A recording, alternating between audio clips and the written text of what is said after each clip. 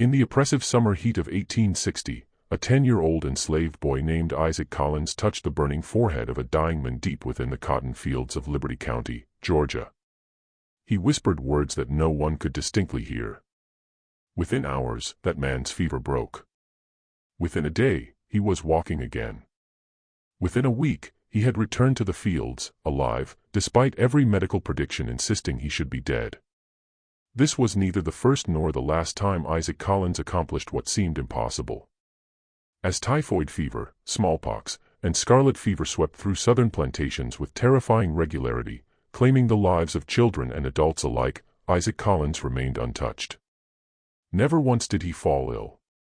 In an era where 36% of enslaved children perished before their 10th birthday, where minor infections became death sentences, and where medical treatments like bloodletting and mercury tonics often proved deadlier than the diseases they aimed to cure, Isaac Collins stood as an inexplicable anomaly.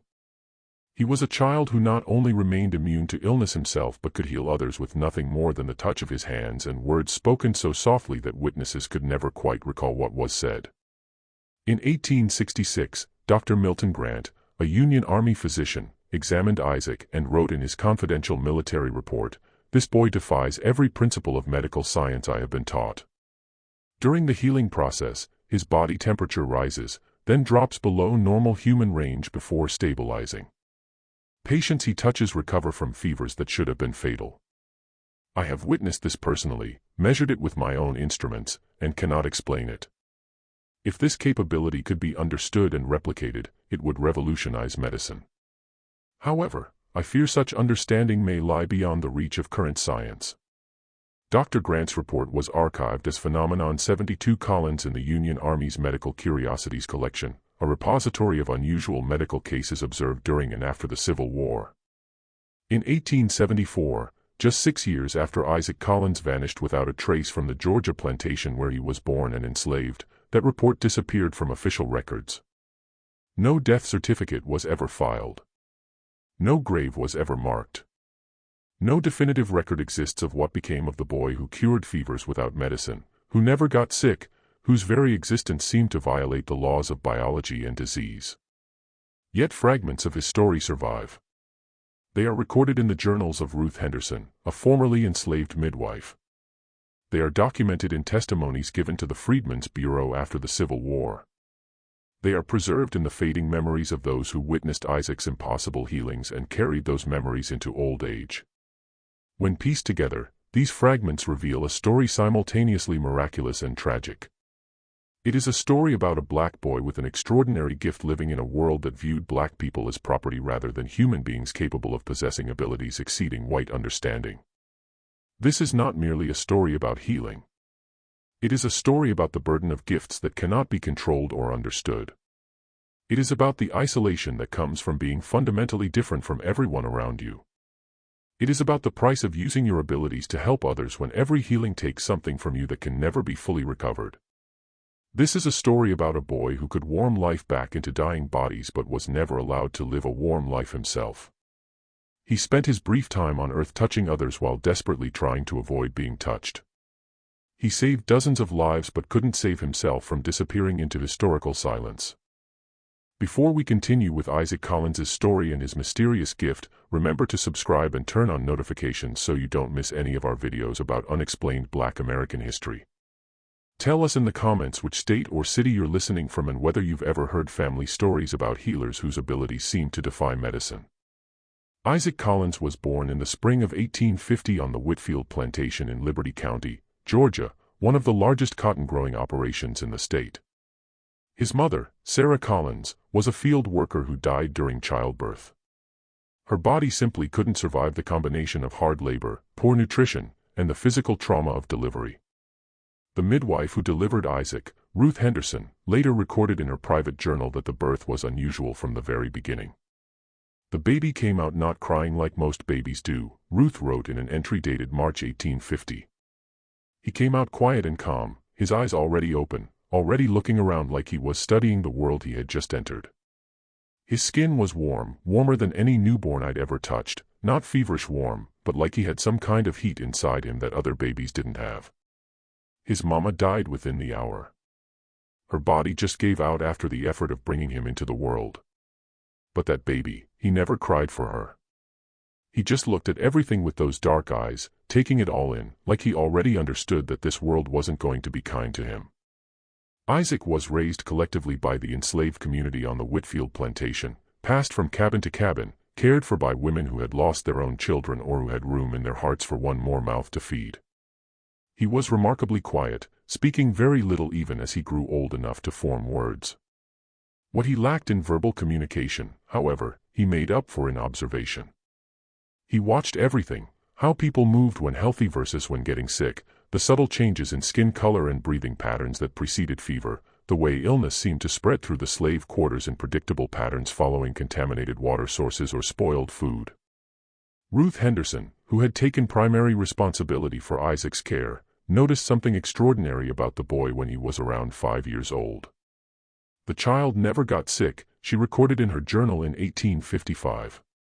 We had a terrible outbreak of fever that summer. Looked like typhoid based on the symptoms, though we didn't have proper doctors to diagnose these things accurately. 12 people in the quarters fell ill. 3 died, including 2 children younger than Isaac. But Isaac, who was sleeping in the same cabin with infected people, who was drinking the same water and eating the same food, never showed a single symptom. He would sit beside the sick people, watching them with those studying eyes of his, but the fever never touched him. It was like his body had some kind of shield around it that sickness couldn't penetrate. The other enslaved people on the plantation began to notice Isaac's unusual immunity as well. They whispered about it in the evenings, sharing observations and theories. Some believed Isaac had been blessed by God, that his mother's death during his birth had somehow transferred her life force into him, making him stronger than ordinary children. Others thought he might have inherited protection from African ancestors, that old spiritual powers had marked him as special. A few feared him, wondering if his immunity meant he carried sickness without showing symptoms, like a vessel that held disease but never suffered from it. The first recorded healing occurred in the fall of 1855 when Isaac was 5 years old. A young man named Robert Hale, who worked in the fields alongside Isaac's adoptive caregivers, developed a severe fever that lasted 3 days. His temperature soared so high that he became delirious, speaking nonsense and thrashing in his bed. Ruth Henderson tried every remedy she knew, cool compresses, herbal teas made from willow bark and feverfew, prayers and poultices. Nothing brought the fever down. By the 3rd night, Robert was barely conscious, his breathing shallow and labored, and Ruth believed he would be dead by morning. Isaac, who had been watching Robert's decline with his characteristic intense observation, approached the sick man's bedside late that night. Without saying anything to Ruth or the other adults present, he reached out and placed his small hand on Robert's burning forehead. Ruth would later describe what happened next in testimony given to a Freedmen's Bureau interviewer in 1888, more than 30 years after the event. The child put his hand on Robert's head, and I swear I felt the temperature in the room change. It got warmer, like someone had opened an oven door. Isaac closed his eyes and stood perfectly still for what seemed like forever but was probably only a minute or two.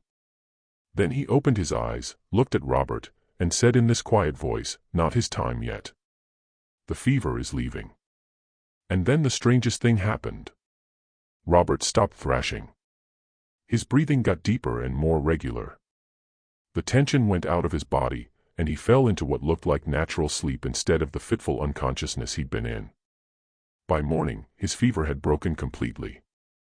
By afternoon, he was sitting up and asking for food. Within 2 days, he was back to work like nothing had ever been wrong with him. Ruth questioned Isaac about what he had done, but the 5-year-old boy couldn't or wouldn't explain. "I just knew the fever was ready to leave," he told her. "I could feel it wanting to go, so I helped it go." Ruth didn't know what to make of this explanation, but she filed it away in her memory, along with all the other strange things she had observed about Isaac Collins.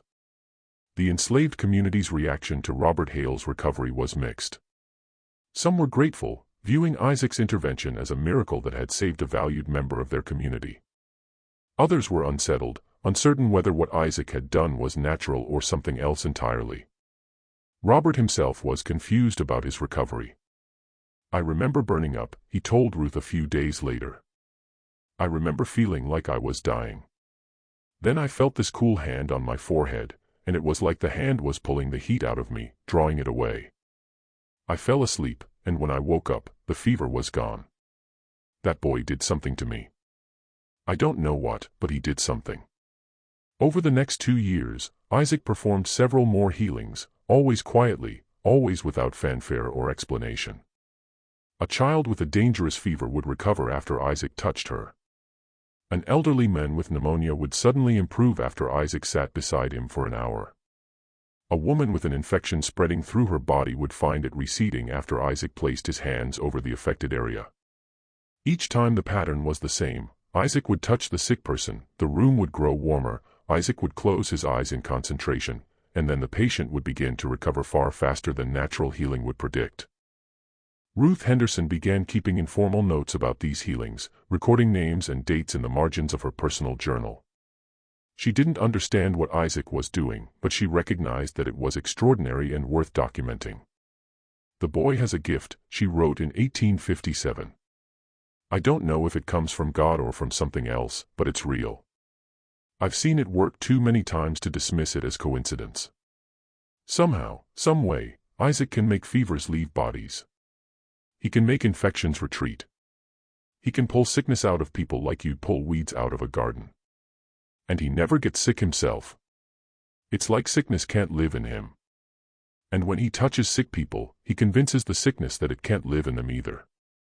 The second healing that attracted significant attention from the white community occurred in 1857 when Isaac was 7 years old.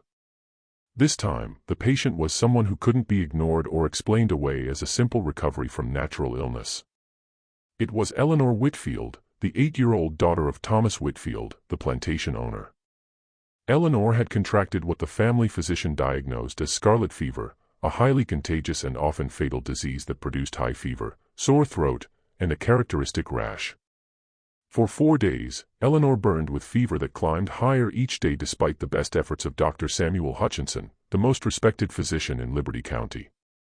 Dr. Hutchinson tried everything in his considerable medical arsenal: bleeding to release the bad humors, mercury tonics to purge the system, opium tinctures to bring down the fever, cold baths to reduce body temperature. Nothing worked. Eleanor's fever continued to rise, her body weakened, and by the 4th night, Dr. Hutchinson privately told Thomas Whitfield that his daughter was unlikely to survive until morning. The fever had reached a level that typically preceded death, and there was nothing more medical science could do. In desperation, and perhaps influenced by rumors that had spread through the plantation about Isaac's healing of Robert Hale and several other enslaved people in the intervening years, Thomas Whitfield ordered that the boy be brought to his daughter's bedside. It was an extraordinary breach of social protocol, bringing an enslaved child into the master's house to attempt a healing when a white physician had declared the case hopeless. But parental desperation overrode social convention, and Whitfield was willing to try anything to save his daughter's life. Isaac was brought to Eleanor's bedroom late that night. Ruth Henderson accompanied him, brought along as much to supervise the boy as to bear witness to what would happen. Dr. Hutchinson was also present, skeptical and somewhat offended that his medical expertise was being superseded by what he viewed as plantation superstition. Thomas Whitfield stood at the foot of his daughter's bed, his wife Eleanor Sr. weeping quietly in a chair by the window. According to all accounts, Ruth's journal, Dr. Hutchinson's later notes, and Thomas Whitfield's own statement given years later, what happened next was both subtle and extraordinary. Isaac approached the bedside slowly, his young face serious and focused. He didn't speak to anyone in the room or ask permission to proceed. He simply reached out and placed both of his hands on Eleanor's forehead, which was burning with fever so intense that Ruth later said it hurt to touch the child's skin. Isaac stood perfectly still, his hands on Eleanor's head, his eyes closed in concentration. The room fell silent except for Eleanor's labored breathing and her mother's quiet weeping. Then, according to all witnesses, the temperature in the room changed.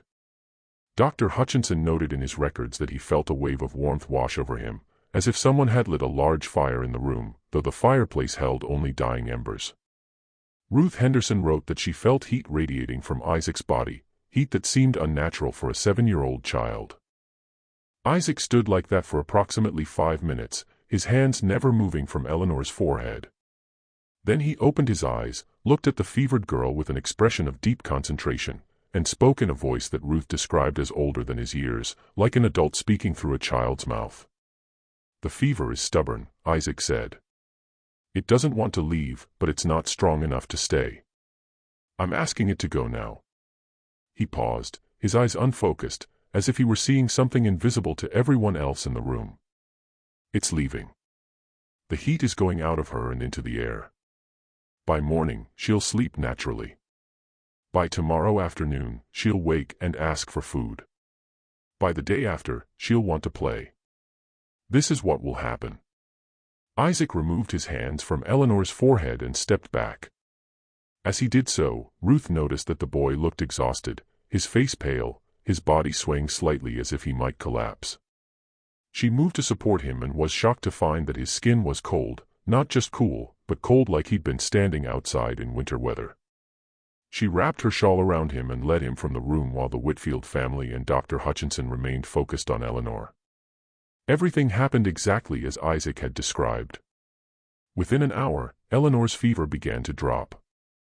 By morning, it had broken completely, and the child was sleeping peacefully instead of thrashing in delirium. By afternoon, she woke up weak but coherent, asking for water and food. By the following day, she was sitting up in bed, color returning to her cheeks, asking when she could go outside and play with her toys. Within a week, she had made a complete recovery, showing no lasting effects from an illness that typically killed or permanently damaged those who survived it. Dr. Hutchinson was baffled. In his private notes, he wrote, "I cannot explain the recovery of Miss Eleanor Whitfield. By all medical knowledge and experience, she should have died. The fever had reached a critical level. Her body showed signs of systemic failure, and I had exhausted all available treatments. Yet, within hours of the Collins boy touching her, the fever began to subside. I witnessed this with my own eyes. Yet I cannot provide any rational medical explanation for what occurred. The boy did nothing that resembles any healing practice I have studied. He simply stood there with his hands on her forehead, and somehow, impossibly, the fever left. If I had not witnessed this myself, I would dismiss it as superstition or coincidence. But I was there. I saw it happen, and I am forced to conclude that this child possesses some capability that medical science does not currently understand or possess the vocabulary to describe." Thomas Whitfield's response to his daughter's miraculous recovery was complex and revealing of the contradictions inherent in the slaveholding South. He was grateful, genuinely grateful, that Isaac had saved Eleanor's life. But he was also deeply uncomfortable with the implications of an enslaved child possessing abilities that exceeded white medical expertise. His solution was to keep Isaac close while simultaneously trying to control and limit his gift. Whitfield removed Isaac from field work and made him a personal attendant, a position that gave the boy better food, better clothing, and better living conditions than most enslaved people on the plantation. But this privilege came with restrictions. Isaac was forbidden from healing anyone without Whitfield's explicit permission. He was not allowed to discuss his abilities with other enslaved people. He was kept under constant supervision to ensure he didn't use his gift in ways that might undermine plantation authority or create discontent among the enslaved population. Ruth Henderson's journals from this period reveal the psychological toll this isolation took on young Isaac. "The boy is changing," she wrote in 1858. "He's always been quiet, but now he's withdrawn in a way that worries me. He spends hours alone, avoiding contact with other people. He won't let anyone touch him, pulls away from hugs, won't shake hands, keeps distance between himself and everyone else. When I ask him why, he says touching people is dangerous. That he feels their sickness even when they're not sick yet. That sometimes he sees how they're going to die, and he doesn't want to know these things. He's only 8 years old, but he carries a burden that would crush a grown man." Despite Whitfield's attempts to control Isaac's healing ability, word spread through the enslaved community about the boy who could cure fevers. People began seeking him out, risking punishment to ask for his help when family members fell ill. Isaac tried to help when he could, sneaking away from supervision to touch the hands of sick children, to whisper his strange healing words over fevered adults. Ruth documented 19 such healings in a small brown notebook, recording the names of those who were cured, the dates of the healings, and brief descriptions of the circumstances. The healings Ruth documented between 1857 and 1860 followed consistent patterns that suggested Isaac's ability was genuine rather than coincidental. Each healing involved direct physical contact, Isaac placing his hands on the sick person's forehead, chest, or hands. Each healing lasted between 3 and 7 minutes, during which Isaac would close his eyes and appear to be concentrating intensely. Witnesses consistently reported feeling a change in temperature during the healing. The room would grow warmer, and heat seemed to radiate from Isaac's body. And each healing resulted in dramatic improvement within hours, followed by complete recovery within days. But there was a cost to these healings that became increasingly apparent as Isaac grew older. After each healing session, Isaac would become exhausted and physically ill. He would turn pale, his skin growing cold to the touch despite the heat that had radiated from him during the healing. He would often vomit, his body shaking with tremors that lasted for hours. He would sleep for extended periods, sometimes 14 or 15 hours straight, as if the healing had drained something essential from him that needed to be slowly replenished. Ruth Henderson observed this pattern with growing concern. "It's like the sickness tries to get into him," she wrote in her journal in 1859. "When he heals someone, especially someone who's very sick, it's like the fever attempts to jump from the sick person into Isaac. But it can't take root in him. His body rejects it somehow. That rejection is what exhausts him. He's fighting off diseases that should kill him over and over again every time he heals someone. I've tried to tell him to stop, that he's damaging himself, but he says he can't stop. He says when he touches a sick person, he feels the fever inside them calling to him, and he has to answer that call. He has to help the fever leave, even though doing so hurts him." The physical toll on Isaac became more noticeable as the frequency of healings increased. By 1860, when Isaac was 10 years old, he looked older than his years, thin, with dark circles under his eyes, his face drawn with exhaustion that never fully left him even after days of rest. The heat that had made him warm to the touch as an infant seemed to be consuming him from the inside, burning through his energy reserves faster than they could be replenished. Ruth worried that Isaac was slowly killing himself through his healings, that each fever he drew out of someone else took a piece of his own life force that could never be recovered. The most documented and controversial healing occurred in 1860, involving a man who had been Isaac's most vocal critic, the Reverend Joseph Reed, pastor of the Liberty County Baptist Church that served the white community. Reverend Reed had preached multiple sermons condemning Isaac as an instrument of the devil, claiming that his healing abilities were not gifts from God but rather manifestations of dark magic or witchcraft. In Reed's theology, enslaved people were inherently inferior beings, and the idea that a black child could possess healing powers that exceeded white medical knowledge was not just impossible but blasphemous. "That boy is not of God," Reverend Reed thundered from his pulpit in a sermon recorded in the church minutes from April 1860. "No child of Ham can possess such abilities through righteous means. If he heals through darkness, through powers that come from below rather than from above. I warn this congregation, do not seek his help. Do not acknowledge his claimed abilities.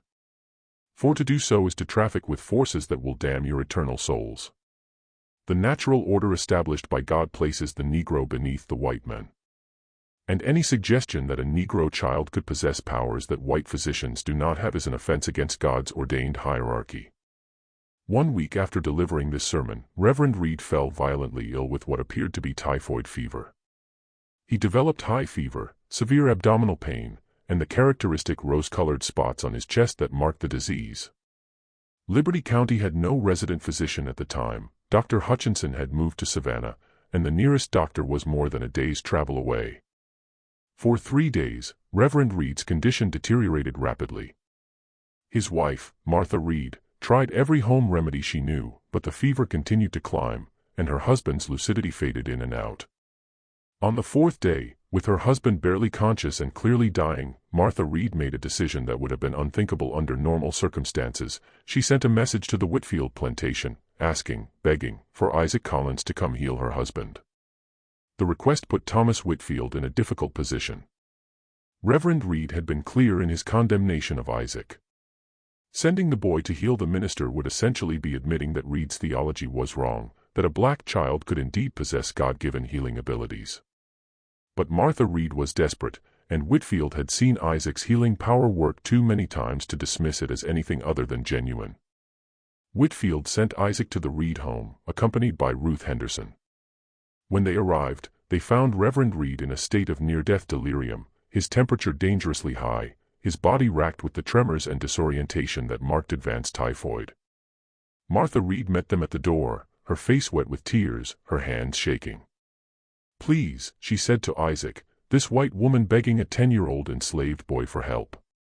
Please save him. I know what my husband said about you. I know he called you evil.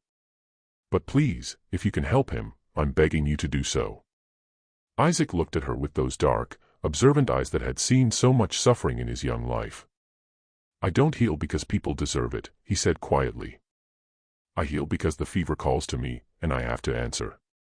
Your husband's words about me don't matter. His fever matters. That's what I respond to." He entered the house and approached the bed where Reverend Reed lay unconscious, his breathing shallow and labored. Isaac placed both hands on the minister's forehead and closed his eyes in the characteristic posture of concentration that marked his healing sessions. Ruth Henderson later recorded what happened in detailed notes that she included in her brown notebook. "The room grew warmer immediately," she wrote. "I could feel heat radiating from Isaac's body like he was a stove that someone had stoked. The child stood perfectly still for maybe 5 minutes, not moving, barely breathing, completely focused on whatever he was doing. Then he spoke in that strange voice he uses during healings, the voice that sounds older than any 10-year-old should sound. He said, 'The fever is deep and strong. It's wrapped around his organs like vines around a tree, but it can be loosened. It can be pulled free. I'm asking it to leave now. I'm pulling it out.'" Isaac's body started shaking, trembling like he was cold even though the room was warm. Then he said, "It's leaving. The fever is coming out. By morning, he'll sleep without the delirium. By tomorrow night, the worst will be past. In a week, he'll be weak but alive. This is what will happen." Isaac removed his hands from Reverend Reed's forehead and immediately collapsed. Ruth caught him before he hit the floor and was shocked by how cold his body had become. "It was like holding ice," she wrote. "The boy was shaking so hard I thought he might be having a seizure. His skin was pale as death, and his lips had gone almost blue.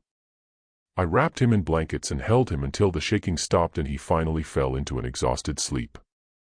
This was the worst I'd ever seen him after a healing. Whatever poison or sickness was in Reverend Reed, pulling it out nearly killed Isaac. I sat there holding the child and crying because I could see that this gift was destroying him piece by piece, healing by healing. Everything happened exactly as Isaac had predicted. By morning, Reverend Reed's fever had begun to drop, and the delirium had faded into natural sleep. By the following evening, he woke coherent for the first time in days, weak but clearly past the crisis point of the disease. Within a week, he was able to sit up in bed and take solid food. Within 2 weeks, he was conducting church services again, though in a much subdued manner. Reverend Reed never preached another sermon condemning Isaac Collins. In fact, he never mentioned Isaac from the pulpit again. The church minutes contain only one cryptic reference to the healing, a note written in Reed's own hand in the margin of the page recording services from May 1860, "He came from the silence and must return to the silence when it is his time." What Reed meant by this statement and what he truly believed about Isaac after being healed by the boy he had called an instrument of the devil remains unknown. But the fact that he never again spoke against Isaac suggests that the experience had fundamentally changed his understanding, either about Isaac specifically, or about his own theology more generally, or about the nature of divine gifts and how they might manifest in people his society taught him to view as inferior.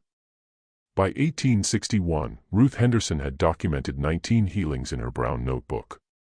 19 people who had been cured of fevers and infections that should have killed them, all through Isaac Collins's mysterious touch. The notebook contained names, dates, and brief descriptions of symptoms and outcomes. It was the most systematic documentation of Isaac's abilities, the closest thing to a scientific record of what he could do. Ruth kept the notebook hidden, aware that if the wrong people knew about the extent of Isaac's healing powers, he might be taken away, sold to someone who would exploit him, or worse. The names in Ruth's notebook told stories of a community surviving against terrible odds. There was Robert Hale, the first documented healing, who lived until 1889 and always credited Isaac with saving his life. There was little Margaret Williams, age 6, who recovered from scarlet fever after Isaac touched her forehead and whispered that she had more years to live. There was old Samuel Jackson, whom everyone thought was dying of pneumonia, but who recovered after Isaac sat beside him for an hour, hands on the old man's chest, drawing the infection out. There was Eleanor Whitfield, the plantation owner's daughter, whose recovery had changed Isaac's circumstances but also isolated him further from his community. Each name represented not just a life saved, but also a piece of Isaac taken, energy expended, warmth given, some essential vitality transferred from his body to theirs. Ruth could see Isaac changing with each healing, growing more withdrawn, more exhausted, more desperate to avoid the touch that would reveal another person's sickness to him. "The gift is eating him alive," Ruth wrote in her journal in late 1860. "Every healing takes more from him than the one before. His body is trying to keep up, trying to regenerate whatever he gives away, but it can't keep pace. I'm watching a child burn himself out trying to save others, and I don't know how to stop it. I don't know if it can be stopped." The Civil War began in April 1861, and life on the Whitfield plantation changed dramatically.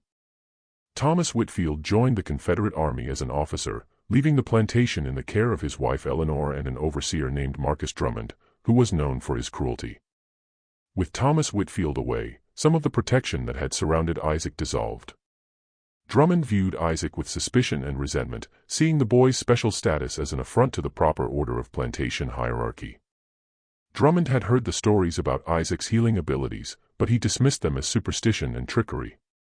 "That boy ain't special," he told the other white employees on the plantation. "He's just a slave who's gotten above himself, who's been coddled by Master Whitfield until he thinks he's something more than property. I'll knock that nonsense out of him quick enough."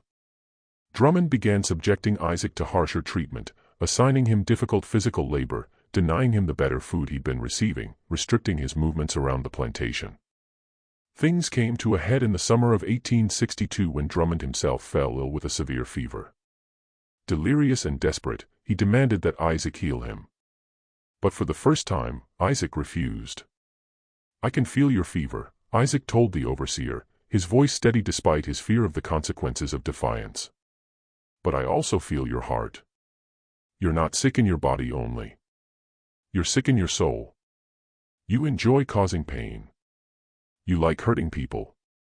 The fever in you is partly your own cruelty eating you from the inside. I won't heal that. I won't help you live so you can keep hurting my people." Drummond was enraged by this refusal, but he was also too sick to immediately retaliate. He survived the fever through conventional means. It took weeks of suffering, but his body eventually fought off the infection on its own. Once he recovered, Drummond made Isaac's life as difficult as possible. The boy was subjected to beatings for minor infractions, given the hardest labor assignments, and kept under constant surveillance. Ruth Henderson watched with growing fear as Isaac withdrew further into himself, speaking less, eating less, spending whatever free time he had sitting alone and staring at nothing. "The boy is breaking," Ruth wrote in her journal in late 1862. "The gift that was supposed to be a blessing has become a curse. He told me yesterday that he can feel fevers in people before they even know they're getting sick. He says it's like hearing voices calling to him all the time, asking for help, begging to be released from bodies they're infecting. He said he's tired of the voices. He said he wants silence. I'm worried about what he means by that. I'm worried that Isaac is thinking about ways to make the voices stop permanently." The war ground on, bringing hardship and disruption to the plantation. Food became scarce. Medical supplies disappeared. Diseases that had been manageable became deadly again without access to physicians or medicine. The enslaved community suffered disproportionately, as they always did, bearing the greatest burdens with the fewest resources. Isaac's gift became both more valuable and more dangerous. Valuable because there was no other source of healing available. Dangerous because using it continued to drain him of whatever reserves kept him functioning. In 1863, a particularly severe outbreak of fever swept through the slave quarters. Within a week, a dozen people were sick, and without intervention, several would certainly die. The community came to Isaac, begging for his help despite knowing how much it cost him. Isaac looked at the sick people, felt the fevers burning in their bodies, heard the silent calls for help that only he could perceive. And despite his exhaustion, despite his deteriorating health, despite his desperate desire to stop using the gift that was destroying him, Isaac couldn't refuse. He spent 3 days moving from cabin to cabin, touching fevered foreheads, whispering his healing words, drawing sickness out of bodies, and bearing the cost in his own flesh. By the end of the 3rd day, all 12 sick people were recovering. But Isaac collapsed, his body pushed beyond its limits. For 2 days, he lay unconscious, his skin cold as ice, his breathing so shallow that Ruth feared he had finally burned out completely. When he finally woke, he looked like a ghost, pale, thin, his eyes sunken and dull. "I can't do this anymore," he told Ruth when he regained consciousness. "Every healing takes a piece of me that I can't get back. I'm disappearing, Ruth. Every time I pull fever out of someone else, I leave a piece of myself behind. Pretty soon, there won't be enough of me left to function. The gift is killing me. I know that now. And I don't know how to stop it except to stop healing people. But I can't do that either. When I feel the fever in someone and I don't respond, it's like ignoring someone screaming for help. I can't live with that. But I also can't keep living like this." Ruth held Isaac while he spoke, feeling how thin he had become, how frail. This child, who had been born with unusual warmth, who had never been sick a day in his life, was being consumed by the very gift that made him extraordinary. "Maybe we can find a way to protect you," Ruth suggested. "Maybe if you heal less frequently, give your body more time to recover between sessions." But Isaac shook his head. "It doesn't work like that. The fever calls don't wait for convenient times. And the longer I ignore them, the louder they become. It's like they're building up inside my head, pressing against my skull, demanding to be answered. The only time I have peace is right after a healing, those few hours before my body starts recovering and I can hear the calls again. I'm trapped, Ruth. I'm trapped by a gift I never asked for and can't control." In 1865, the Civil War ended, and slavery was abolished. The Whitfield plantation, like most Southern agricultural operations, was in ruins. Thomas Whitfield returned from the war physically intact but psychologically changed by what he had witnessed and participated in. The enslaved people on his plantation were now legally free, though freedom came with its own challenges: no land, little money, nowhere to go in a society hostile to black independence. Many formerly enslaved people stayed on the Whitfield plantation as sharecroppers or wage laborers, having few better options available. Isaac, now 15 years old, stayed as well, living in the same cabin he had occupied during slavery, continuing to serve as an informal healer for the black community, though he no longer had any official position. The physical toll of years of healing was evident in his appearance. He looked older than his years, worn down by the accumulated cost of saving others. It was during this period that Isaac came to the attention of Dr. Milton Grant, a Union Army physician who had come south as part of the Freedmen's Bureau's effort to provide medical care and assistance to formerly enslaved people. Dr. Grant was stationed in Liberty County, tasked with establishing a medical clinic and training local people in basic health care practices. When he heard stories about Isaac Collins, a young man who could cure fevers through touch, he was skeptical but curious enough to investigate. Dr. Grant met with Isaac in the fall of 1866 and requested permission to examine him and observe his healing abilities. Isaac, now old enough to make his own decisions, was initially reluctant. "I don't know if I want to be studied like a specimen," he told Dr. Grant. "I've spent my whole life being treated as property. I'm not eager to be treated as a curiosity." But Dr. Grant was persistent and, more importantly, respectful. He didn't demand access or claim authority over Isaac. He simply asked. And he explained that understanding Isaac's abilities might help other people. "If I can figure out how you do what you do," Dr. Grant explained, "maybe I can teach other doctors. Maybe we can develop treatments based on whatever mechanism allows you to heal fevers. You could help thousands of people instead of just the individuals you can personally touch." This argument appealed to Isaac's fundamental nature. He was someone who had always felt compelled to help, even when helping cost him dearly. He agreed to let Dr. Grant examine him and observe several healing sessions. What Dr. Grant documented over the course of several weeks was both fascinating and deeply puzzling. He measured Isaac's body temperature at rest and found it to be normal, 98.6 degrees Fahrenheit. But during healing sessions, Isaac's temperature would rise dramatically. Dr. Grant recorded instances where Isaac's skin temperature climbed to 100.5 degrees Fahrenheit during the act of healing, measured with a calibrated mercury thermometer. Then, immediately after the healing was complete, Isaac's core body temperature would drop to as low as 95 degrees Fahrenheit, well below normal, before gradually returning to baseline over the course of several hours. The temperature fluctuations are impossible by conventional medical understanding, Dr. Grant wrote in his report. The human body does not voluntarily spike and drop temperature in this manner. Yet I have measured it repeatedly with calibrated instruments, and the readings are consistent.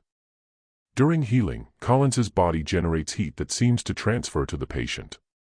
After healing, his body temperature drops precipitously, as if the energy required for healing has been drawn from his own thermal reserves. I have no explanation for how this occurs or what biological mechanism would allow such extreme temperature regulation. Dr. Grant also observed the effects of Isaac's healing on patients with active infections. He brought Isaac several people suffering from various fever-producing illnesses and monitored their conditions before and after Isaac's interventions. In every case, patients showed dramatic improvement within hours of Isaac touching them. Fevers broke faster than normal recovery would predict. Symptoms resolved more quickly than conventional treatment would achieve. And there were no relapses. Once Isaac healed someone, they stayed healed. I cannot explain the mechanism by which Collins achieves these results, Dr. Grant wrote in his official report. He does not administer any medicine. He does not perform any physical manipulation of the body beyond placing his hands on the patient. He speaks quietly during the healing process, but the words seem irrelevant to the outcome. I have observed healings where he said nothing at all, and the results were identical to sessions where he spoke continuously. The only consistent factors are physical touch, duration of contact, typically 3 to 7 minutes, and Collins's apparent concentration during the process. I am forced to conclude that something in or emanating from Collins's body affects the disease process in ways that current medical science cannot measure or explain. Dr. Grant attempted various experiments to understand the limits and mechanisms of Isaac's ability. He tested whether distance mattered. Could Isaac heal someone without direct touch, simply by being near them? The answer appeared to be no. Physical contact seemed essential. He tested whether Isaac could heal non-fever illnesses, injuries, chronic conditions, diseases without significant fever components. Again, the answer was no. Isaac's gift seemed specifically limited to fever-producing infections. He tested whether Isaac's state of mind affected the healing. Was concentration necessary, or would the healing work even if Isaac was distracted or unwilling? This question proved harder to answer, but Isaac insisted that intention mattered, that he had to consciously engage with the fever and ask it to leave. There's a communication that happens, Isaac tried to explain to Dr. Grant during one of their many conversations. When I touch someone who's sick, I can feel the fever inside them. It's like a presence, almost like it's alive in some way. I have to connect with it, acknowledge it, and then ask it to leave. Sometimes it leaves easily, like it was just waiting for permission. Other times it fights to stay, and I have to pull harder, which is when the healing exhausts me most. I don't understand the mechanism any better than you do, Dr. Grant. I just know that this is what happens when I use the gift. Dr. Grant's report, filed as Phenomenon 72 Collins in November 1866, was detailed, systematic, and professionally written. It included temperature measurements, patient case studies, observations of healing sessions, and Dr. Grant's own theories about possible mechanisms. He concluded, Isaac Collins represents either an unprecedented biological anomaly or evidence of healing capabilities that exist beyond current medical understanding. If the former, studying his physiology might reveal new information about human thermoregulation and immune system function. If the latter, acknowledging his abilities might require expanding our medical framework to include phenomena that cannot yet be explained through conventional science. Either way, Collins deserves further study, though such study must be conducted with his full consent and with respect for his humanity. He is not a specimen to be dissected but a person with extraordinary abilities who has already paid a terrible price for using those abilities to help others.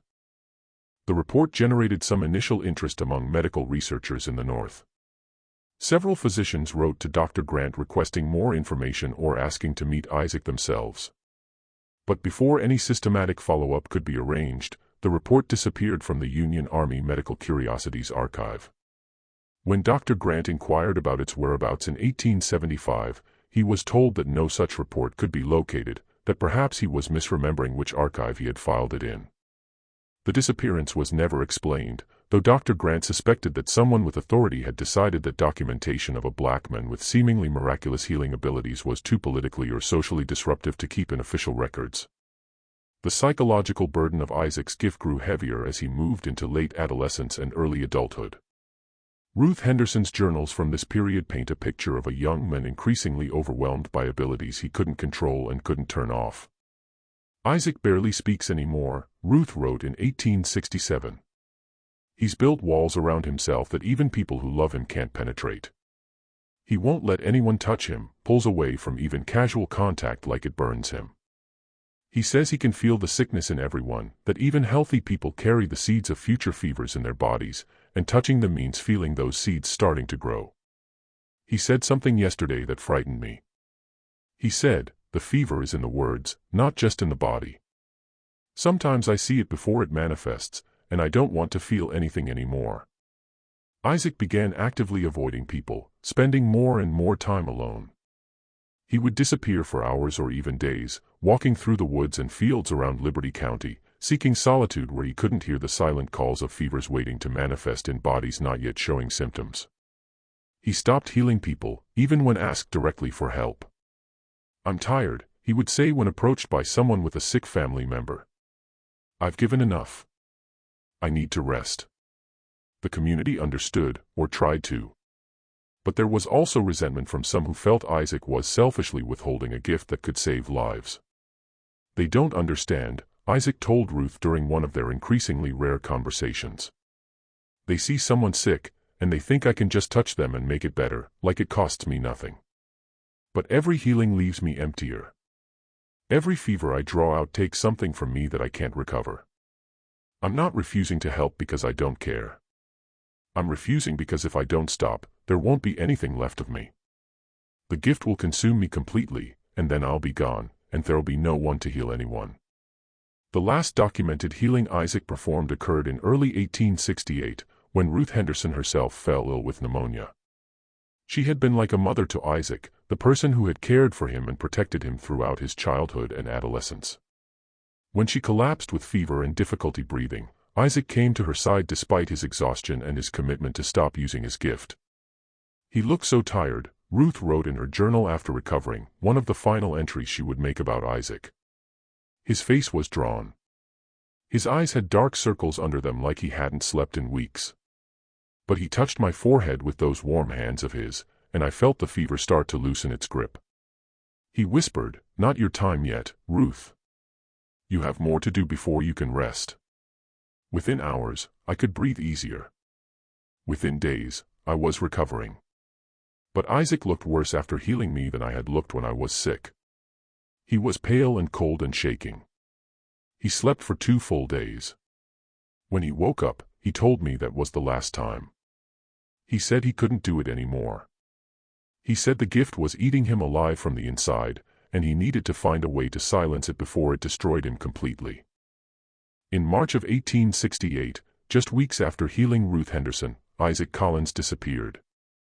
He was last seen walking along the banks of the Medway River at dawn by a free black man named Carter Wilkes. Carter later reported the encounter to Ruth Henderson, describing what would be the final known sighting of Isaac Collins. "I saw Isaac standing by the water," Carter told Ruth, his voice heavy with concern. "He was just standing there, staring out at the river like he was trying to decide something important. I called out to him, asked if he was all right. He turned to me slow, like he'd been somewhere far away in his mind. His eyes looked empty, Ruth, like something that used to be in him had gone away. He said to me, 'I'm hearing the fever of the whole world, Carter. Every sickness, every infection, every death by disease. I can hear all of them calling to me. The gift that was supposed to help people is drowning me. I need to find silence." I asked him what he meant, but he just shook his head and started walking south along the river. That was the last I saw of him. Isaac Collins was never seen again. The formerly enslaved community in Liberty County searched for him for weeks but found no trace. No body was discovered in the river or in the woods. No reports of Isaac appeared from neighboring counties or states. He simply vanished as completely as if the earth had swallowed him whole. Theories about what happened to Isaac proliferated in the community. Some believed he had drowned himself in the river, seeking the silence he had spoken of by ending the life that had become unbearable. Others believed he had walked away to start a new life somewhere far from Georgia, somewhere he could escape his reputation and his gift. A few believed something stranger, that the gift had finally consumed him entirely, that his body had literally burned itself out in the service of healing others, and that he had simply dissolved into the landscape like morning mist. Ruth Henderson searched for Isaac for years, making inquiries throughout Georgia and beyond, following up on any rumor that sounded like it might be about him. But she never found him. Her brown notebook, the precious record of 19 healings that proved Isaac's gift was real, remained her most treasured possession, proof that Isaac Collins had existed and had done extraordinary things. In 1872, tragedy struck that would erase even this evidence. A fire broke out in Ruth Henderson's cabin on a night when a partial solar eclipse occurred, a strange coincidence that some in the community saw as ominous. The fire consumed everything in the cabin, including Ruth's journals and her brown notebook. Ruth herself barely escaped with her life, suffering burns that would trouble her for the rest of her days. The loss of the notebook devastated Ruth. Without it, without the systematic documentation of Isaac's healings, his story would become just another tale passed down orally, subject to the distortions of memory and the skepticism of those who hadn't witnessed what he could do. Ruth survived the fire but was never quite the same afterward. She lived until 1891, and in her final years, she would tell stories about Isaac Collins to anyone who would listen. She described his healings in detail, named the people he had saved, insisted that every word she spoke was true. But without the notebook, without physical evidence, her stories were just stories, accounts that could be dismissed as the exaggerations of an elderly woman whose memory might not be entirely reliable. The historical record of Isaac Collins is frustratingly sparse beyond Ruth Henderson's testimony and Dr. Milton Grant's disappeared report. He appears in the Whitfield Plantation slave inventory records as Isaac, born March 1850, mother Sarah, deceased. He appears in Freedmen's Bureau records from 1866 as Isaac Collins, freedman, age 16, residing Liberty County, occupation, general laborer. A few other documentary fragments mention him in passing, a letter from Thomas Whitfield to his wife mentioning the boy who helped Eleanor recover, a church record noting that Reverend Reed was mysteriously healed after a severe illness. But there are no photographs of Isaac, no letters written by him, no detailed personal accounts in his own words describing what it felt like to possess his gift and bear its burden. What we're left with are fragments.